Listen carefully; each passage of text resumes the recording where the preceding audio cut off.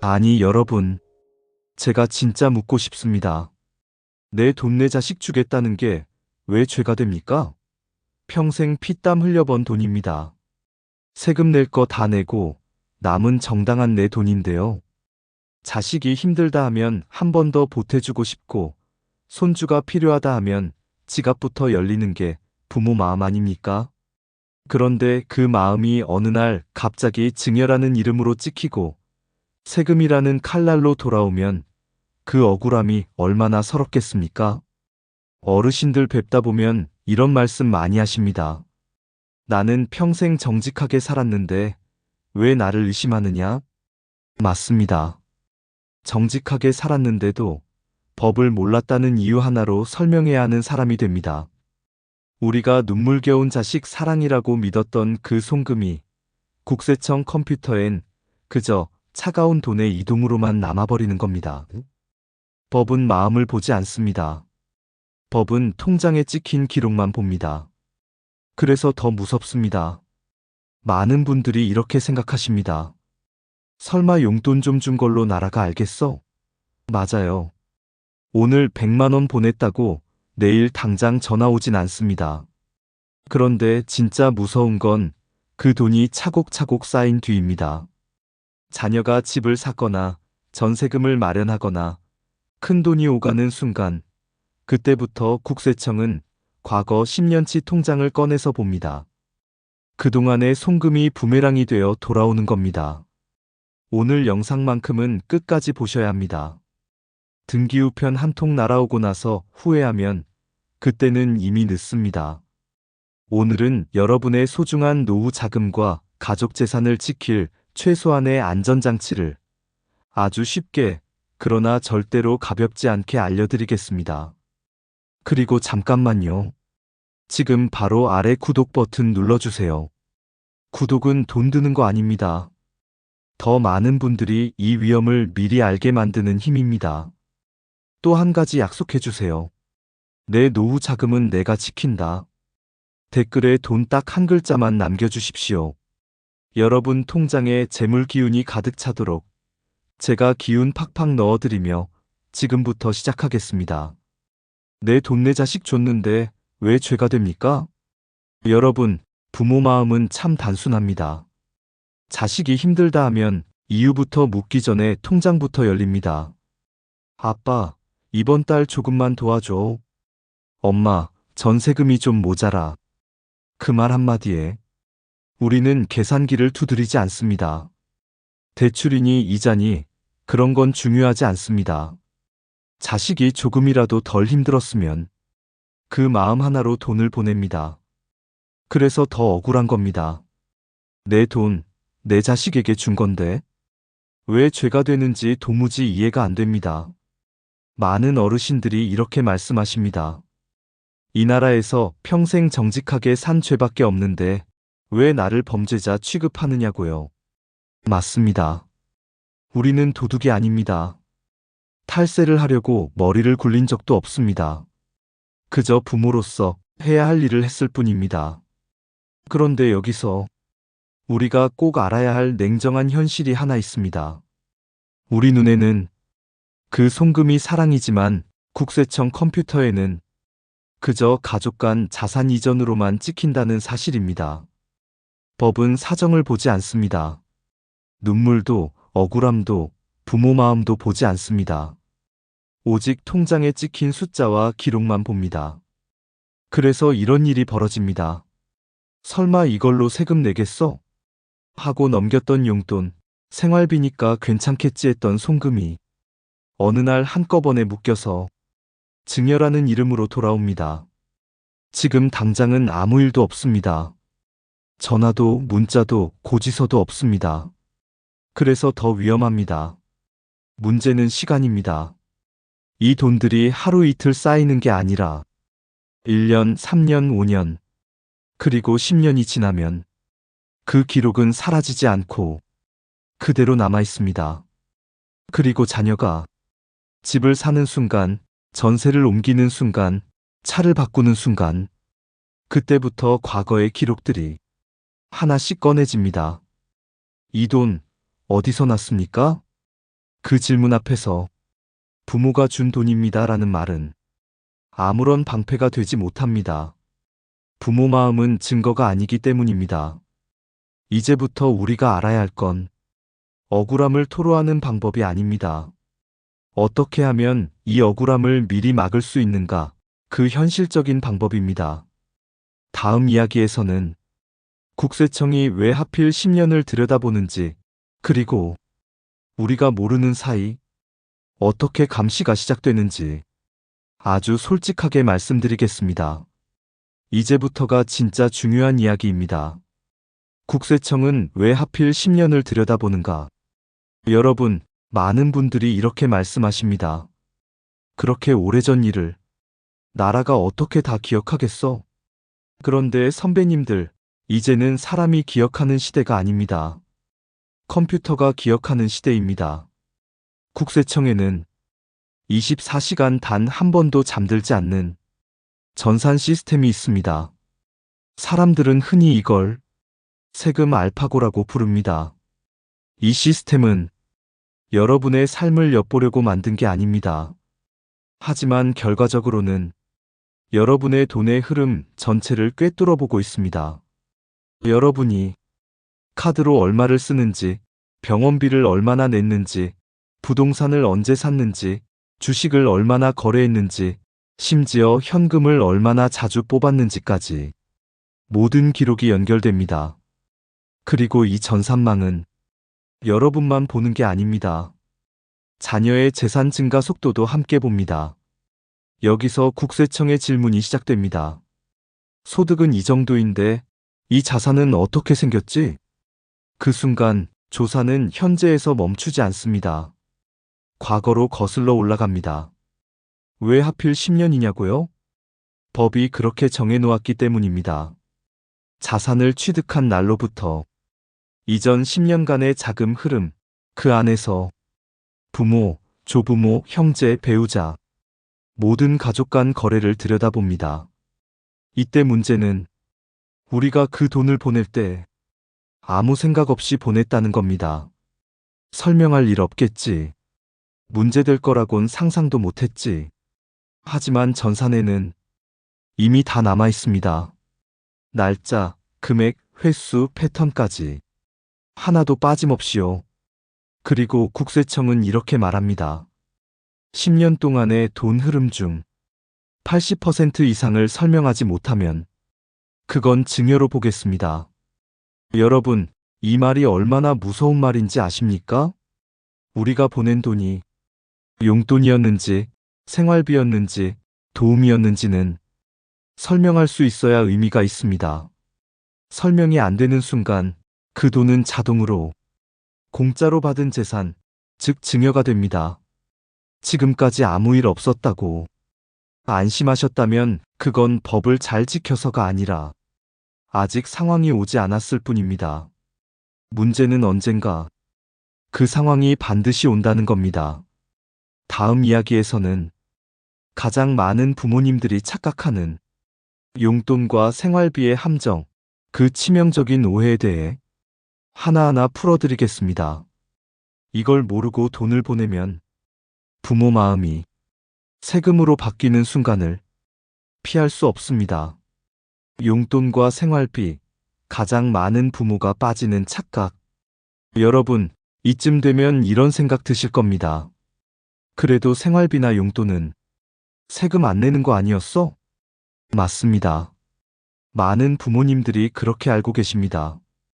그리고 바로 그 믿음 때문에 가장 많은 분들이 억울한 세금 폭탄을 맞습니다. 법에는 분명히 이렇게 적혀 있습니다. 사회 통념상 인정되는 피부양자의 생활비와 교육비는 증여로 보지 않는다. 문제는 이 문장 속에 숨어 있는 딱 한 단어입니다. 피부양자. 이 말의 뜻은 단순합니다. 스스로 돈을 벌 능력이 없어서 다른 사람에게 경제적으로 의존할 수밖에 없는 사람. 여기서 국세청의 질문이 시작됩니다. 이 돈을 받은 자녀는 정말 부모 도움 없이는 살 수 없는 형편이었습니까? 만약 자녀가 이미 직장을 다니고 있고 월급을 꼬박꼬박 받고 있다면 국세청은 이렇게 판단합니다. 이 사람은 부모의 도움이 없어도 충분히 살 수 있다. 그런 자녀에게 보낸 돈은 생활비가 아니라 증여로 볼 가능성이 매우 높아집니다. 여기까지도 억울한데 더 큰 함정이 하나 더 있습니다. 바로 그 돈을 어떻게 썼느냐입니다. 국세청은 이렇게 말합니다. 생활비란 쓰고 없어지는 돈이지 재산을 불리라고 주는 돈이 아니다. 부모 마음으로는 자식이 아끼고 모아서 미래를 준비하는 게 대견할 뿐입니다. 하지만 법의 눈은 다릅니다. 부모가 준 돈으로 통장에 저축이 남아있고 주식을 사고 집 마련 종잣돈이 되었다면 그 순간 그 돈은 생활비가 아니라 자산이 됩니다. 그리고 자산은 곧바로 증여가 됩니다. 이 얼마나 아이러니한 일입니까? 자식이 흥청망청 쓰면 세금 문제가 없고 착실하게 모으면 부모가 세금을 내야 합니다. 그래서 많은 부모님들이 뒤늦게 이런 말을 하십니다. 차라리 쓰라고 할 걸 그랬다. 하지만 이미 전산에 남은 기록 앞에서는 그 어떤 후회도 소용이 없습니다. 우리는 여기서 아주 중요한 사실 하나를 분명히 기억해야 합니다. 부모의 상식과 법의 기준은 다르다는 점입니다. 부모 마음으로는 당연한 일이 법의 테두리 안에서는 탈세로 보일 수 있다는 것. 이 사실을 모르면 아무리 정직하게 살아도 우리는 언제든 설명해야 하는 사람이 됩니다. 다음 이야기에서는 현금으로 주면 괜찮다는 가장 위험한 믿음, 그 착각이 왜 부모와 자녀 모두를 위험에 빠뜨리는지 낱낱이 말씀드리겠습니다. 이제부터 더 조심해서 들으셔야 합니다. 현금이면 안 걸린다는 가장 위험한 믿음. 여러분, 이쯤 되면 이런 생각하시는 분들 계십니다. 그래도 계좌로 보내서 문제지. 현금으로 줬으면 괜찮지 않았을까? 아쉽지만 이 생각이야말로 가장 위험한 착각입니다. 요즘은 현금이 오히려 가장 의심받는 거래가 됩니다. 많은 분들이 이렇게 말씀하십니다. 내 돈 내가 뽑는데 나라가 그걸 어떻게 다 알겠어? 그런데 선배님들, 은행에서 현금을 뽑는 그 순간 이미 기록은 시작됩니다. 하루에 1천만 원 이상 현금을 입금하거나 출금하면 그 내역은 자동으로 금융정보분석기관으로 보고됩니다. 여기서 끝이 아닙니다. 그럼 900만 원씩 나눠서 뽑으면 되겠네? 이렇게 생각하시는 분들도 계십니다. 하지만 전사는 은행 하나만 보지 않습니다. 모든 금융거래를 합쳐서 봅니다. 오히려 이렇게 판단합니다. 이 사람 고의로 피하려고 나눠서 뽑았구나. 그 순간 조사는 더 깊어지고 더 까다로워집니다. 현금은 흔적이 없을 것 같지만 사실은 가장 많은 흔적을 남깁니다.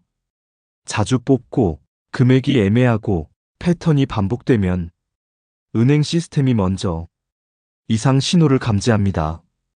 그리고 그 정보는 국세청으로 넘어갑니다. 여러분이 ATM에 카드를 넣는 그 1초의 순간은 전산 속에 지워지지 않는 기록으로 남습니다.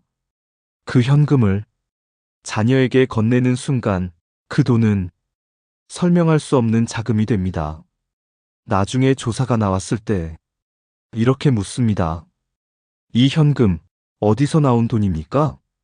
그때 부모가 줬습니다라는 말은 아무런 증거가 되지 못합니다.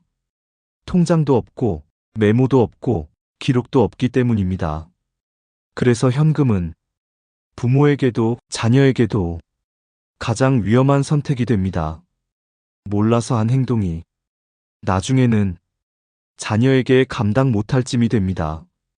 법은 몰랐다는 사정을 절대 봐주지 않습니다. 법전에는 눈물이 없기 때문입니다. 다음 이야기에서는 많은 분들이 마지막 안전지대라고 믿는 부부 사이의 돈 거래가 왜 결코 안전하지 않은지 그 숨겨진 함정을 차분히 풀어드리겠습니다. 이제 절반을 넘었습니다. 하지만 아직 가장 중요한 이야기가 남아 있습니다. 부부 사이는 안전지대일까요? 여러분, 이쯤 되면 이런 생각도 드실 겁니다. 그래도 부부 사이는 괜찮지 않나? 우린 한 집에서 사는 경제 공동체잖아. 맞는 말입니다. 부부는 함께 벌고, 함께 쓰고, 함께 책임지는 관계입니다. 그래서 많은 분들이 부부 사이의 돈 이동만큼은 아무 문제 없을 거라 믿습니다. 특히 이런 말도 많이 들으셨을 겁니다. 부부간에는 10년 동안 6억 원까지 증여세가 없다더라. 그래서 안심합니다. 생활비로 보내고 필요하면 통장도 같이 쓰고 자연스럽게 돈이 오갑니다. 하지만 선배님들, 여기에도 함정이 있습니다. 국세청은 부부 사이의 돈도 목적을 봅니다. 생활비로 받은 돈이 그냥 쓰이고 사라졌다면 문제가 될 일이 거의 없습니다. 그런데 그 돈이 아내 명의 통장에 차곡차곡 쌓이고 주식으로 바뀌고 부동산 자금으로 쓰인다면 이야기는 달라집니다. 국세청은 이렇게 판단합니다. 생활비가 아니라 재산을 불리기 위한 자금 이전이다. 그 순간 부부 사이의 돈도 증여가 될 수 있습니다. 공동명의 부동산도 조심하셔야 합니다. 집값은 남편이 다 냈는데 명의는 부부 공동으로 올렸다면 국세청은 그 절반을 아내에게 준 돈으로 봅니다. 우린 부부인데요? 이 말 조사관 앞에서는 통하지 않습니다. 또 하나 많이 놓치는 부분이 있습니다. 바로 대출 이자입니다. 아내 명의로 대출을 받았는데 이자를 남편이 대신 내주고 있다면 이 역시 증여로 판단될 수 있습니다. 누가 돈을 냈는지, 누가 갚고 있는지까지 전사는 다 보고 있습니다. 문제는 이런 것들이 당장 드러나지 않는다는 겁니다. 지금은 아무 일 없어 보여도 나중에 상속이나 큰 부동산 거래가 생기면 과거 10년의 기록이 한꺼번에 펼쳐집니다.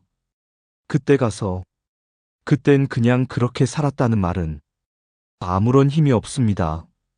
그래서 부부 사이라고 해서 방심하면 안 됩니다. 가장 가까운 관계일수록 기록은 더 분명해야 합니다. 다음 이야기에서는 이 모든 위험을 막아주는 단 하나의 해답, 국세청 앞에서도 당당해질 수 있는 기록의 기술을 구체적으로 알려드리겠습니다. 이제 정말 가장 중요한 부분으로 들어갑니다. 세금 폭탄을 막아주는 단 하나, 기록의 기술. 여러분, 지금까지 들으시면서 이런 생각 드셨을 겁니다. 그럼 도대체 어떻게 해야 안전한 겁니까? 맞습니다. 겁만 주는 이야기는 아무 소용이 없습니다. 이제부터는 살아남는 방법을 말씀드려야 합니다. 국세청 조사관 앞에서 부모를 지켜주는 건 억울함도 눈물도 아닙니다. 오직 하나, 기록입니다. 우리가 할 수 있는 가장 강력한 방패는 말이 아니라 통장에 남아있는 글자입니다. 자녀에게 돈을 보낼 때 딱 세 글자만 기억하십시오. 대여금, 사랑한다, 힘내라, 우리 아들, 우리 딸. 이런 말들은 부모 마음엔 따뜻하지만 국세청 눈엔 아무 의미가 없습니다. 반대로 대여금이라는 세 글자는 이 돈이 빌려준 돈이라는 사실을 분명하게 남깁니다. 그리고 여기서 아주 중요한 단계가 하나 더 있습니다. 자녀가 돈을 받을 때만 기록이 남아선 안 됩니다. 되돌아오는 기록이 있어야 합니다. 자녀가 이자를 보낼 땐 메모에 이렇게 남기게 하십시오. 이자. 나중에 원금을 돌려받을 땐 원금 상환. 이 세 글자가 차곡차곡 쌓이면 국세청도 부정할 수 없는 하나의 이야기, 즉 거래의 흐름이 완성됩니다. 빌려줬고, 이자를 받았고, 원금을 갚았다. 이보다 명확한 증거는 없습니다. 그리고 가능하다면 차용증도 작성하셔야 합니다. 거창할 필요 없습니다. 누가 누구에게 얼마를 빌려줬는지, 언제까지 갚을지, 이자는 얼마인지 종이 한 장이면 충분합니다. 다만 한 가지 절대 잊지 마십시오. 갚을 능력이 있는 자녀여야 합니다. 소득이 전혀 없는 상태에서 차용증을 써도 국세청은 인정하지 않습니다. 갚을 수 없는데 빌려줬다는 게 말이 되느냐고 되묻기 때문입니다. 그래서 차용은 자녀에게 소득이 생긴 이후가 가장 안전합니다. 여기서 아주 중요한 팁 하나 더 드리겠습니다. 차용증을 썼다면 반드시 사진을 찍어 본인 이메일로 보내두십시오. 이메일에 찍힌 날짜와 시간은 국세청도 부정하지 못합니다. 이게 바로 나중에 여러분을 지켜주는 시간의 증거가 됩니다. 어설프게 날짜를 조작하거나 종이를 낡게 만들 생각은 절대 하지 마십시오. 요즘 전산과 과학수사는 우리가 상상하는 것보다 훨씬 무섭습니다. 정직한 기록만이 여러분을 살립니다. 다음 이야기에서는 이미 돈을 보내버린 분들, 이제 와서 어쩌나 가슴 철렁하신 분들을 위해 지금이라도 수습할 수 있는 방법, 그리고 마지막으로 꼭 기억해야 할 노후의 우선순위에 대해 말씀드리겠습니다. 끝까지 함께 가셔야 합니다. 내 노후가 먼저입니다. 여러분, 지금까지 긴 이야기 들으시느라 마음이 많이 무거우셨을 겁니다. 이렇게까지 조심하며 살아야 하나? 자식 도와주는 것도 이렇게 힘든 세상이구나. 그 생각 너무나 당연합니다. 우리는 평생 가족을 위해 살아왔습니다. 자식 키우느라 내 인생은 뒤로 미뤘고 노후 준비보다 당장의 생활을 먼저 챙겨왔습니다. 그런데 아이러니하게도 그 희생이 어느 날 우리 노후를 위협하는 칼이 되어 돌아올 수 있다는 사실 참 서글픕니다. 그래서 제가 오늘 꼭 드리고 싶은 말은 이 한마디입니다. 내 노후가 먼저입니다. 이 말은 자식을 외면하라는 뜻이 아닙니다. 차갑게 살라는 말도 아닙니다. 여러분이 흔들리지 않는 노후를 지켜야 자식도 끝까지 편안할 수 있다는 뜻입니다. 부모가 세금 문제로 무너지고 조사받고 억울함에 밤잠을 설친다면 그게 과연 자식을 위한 길이겠습니까?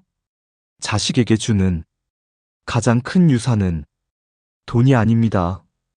당당한 부모의 모습, 그리고 스스로를 지킬 줄 아는 지혜입니다. 오늘부터 돈을 보내지 말라는 게 아닙니다. 다만 보낼 때는 반드시 기록을 남기십시오. 사랑은 마음에만 두시고 거래는 통장에 남기십시오.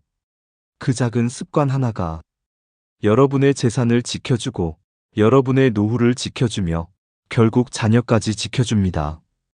혹시 이미 다 보내버렸는데 이렇게 가슴이 철렁하신 분들 너무 자책하지 마십시오. 오늘 이 영상을 본 순간부터 여러분은 이미 한 발 앞서 계신 겁니다. 늦게라도 정리하고 기록하고 준비하면 상황은 달라질 수 있습니다. 마지막으로 이 약속 하나만 저와 함께 해주십시오. 앞으로 돈을 움직일 때 한 번 더 생각하고 한 줄이라도 기록하고 내 노후를 먼저 떠올리겠다고. 여러분은 평생 가족을 위해 애쓰신 분들입니다. 이제는 스스로를 지켜도 아무도 뭐라 하지 않습니다. 오늘 이야기들이 여러분의 소중한 자산을 지키는 작은 방패가 되길 바랍니다. 끝까지 함께 해주셔서 진심으로 감사합니다. 늘 건강하시고 부디 흔들리지 않는 노후를 당당하게 누리시길 바랍니다.